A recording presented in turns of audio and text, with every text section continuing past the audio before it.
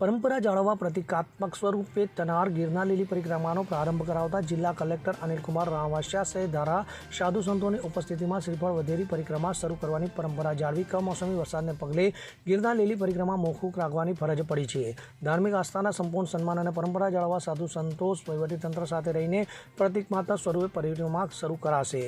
જિલ્લા કલેક્ટર અનિલકુમાર રાણવાસિયાએ કારતક સુદ 11 ને 11 ગિરનાર લીલી પરિક્રમાની પરંપરા જાળવવા પ્રતિકાત્મક સ્વરૂપે થનાર પરિક્રમાનો શ્રીફળ વધેરી પ્રારંભ કરાવ્યો હતો। તો ગિરનાર ક્ષેત્રના શ્રીનાથ શેર બાપુ, શ્રી ઇન્દ્ર ભારતી બાપુ, શ્રી મહેન્દ્રાનંદ ગિરી બાપુ, શૈલંજા દેવી માતાજી, mayor Dharmeshbhai પોશિયા, deputy mayor આકાશભાઈ Katara, standing કમિટીના chairman Pallaviben Thakar, municipality commissioner Tejas Parmar, જિલ્લા પોલીસ વડા સુબોધ ઓડેદરા, નાયબ વન સંરક્ષક અક્ષય જોશી, શહેર ભાજપ પ્રમુખ ગૌરવભાઈ રૂપારેલિયા, ઉતારા મંડળના પ્રમુખ ભાવેશભાઈ વેકરિયા સહિતના મહાનુભાવોની ઉપસ્થિતિમાં પ્રતિકાત્મક સ્વરૂપે થનાર આ ગિરનાર લીલી પરિક્રમાનો વિધિવત પ્રારંભ કરવામાં આવ્યો હતો। આ પૂર્વે પરંપરા મુજબ ભગવાન ગુરુ દત્તાત્રેયની પૂજન વિધિ કરવામાં આવી હતી।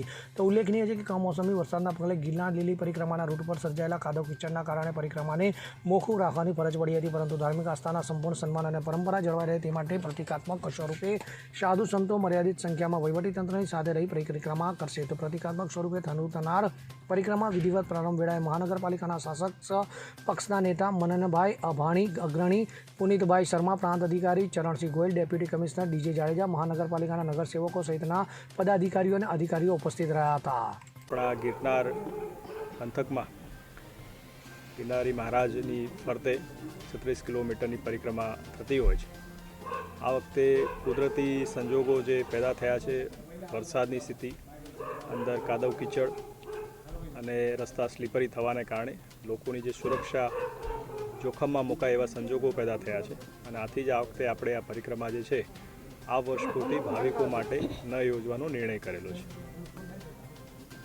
કાલ સવારે લિમિટેડ સાધુ સંતો સાથે પ્રતિકાત્મક રૂપે આ પરિક્રમા જે છે એની આપણી જે પરંપરા જળવાઈ રહે તે આશયથી કરવામાં આવશે। અત્યારે દર વર્ષની જેમ આપણે પૂજન વિધિ કરી છે, તમામ જે પરંપરાઓ છે એ જાળવી રાખી છે। લોકોની જે ધાર્મિક આસ્થા છે એનું રાજ્ય સરકાર અને વહીવટીતંત્ર સન્માન કરે છે, લોકોની લાગણીઓનું પણ સન્માન કરે છે, પરંતુ આ સંજોગ વસાત આ વખતે આપણે આ પરિક્રમાના જે રસ્તાઓ છે એ લોકો માટે ખોલી નથી શક્યા, એ બદલ અમને પણ ખેદ છે અને આશા રાખીએ કે આવતા વર્ષે ફરી પાછા જ્યારે સારું વાતાવરણ હોય ત્યારે વહીવટીતંત્ર સંપૂર્ણ તૈયારી સાથે ફરીથી ભાવિકોને આવકારવા માટે તત્પર રહેશે। અનિરુદ્ધસિંહ બાબરિયા સાથે CN24 ન્યૂઝ, કેશોદ। હવે જુઓ દેશ દુનિયાની તમામ ખબરો તમારી આંગળીના ટેરવે। ઉઠાવો મોબાઈલ અને Google Play Store પરથી ડાઉનલોડ કરો અમારી CN24 ન્યૂઝ મોબાઈલ એપ।